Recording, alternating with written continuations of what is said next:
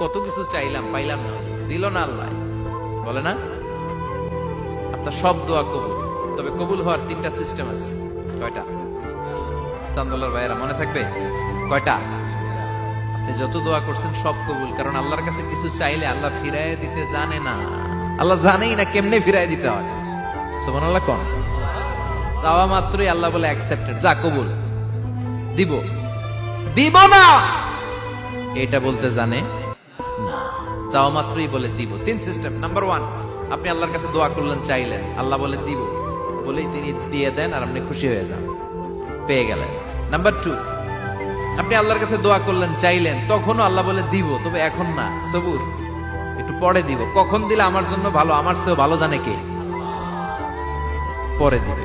Number 3, চাইলেন, দোয়া করলেন, আল্লাহ তখনও বলে দেব, তবে এখনো না, পরেও না, কিয়ামতের দিন যেদিন বিপদে পড়বে ওই দিন দেব।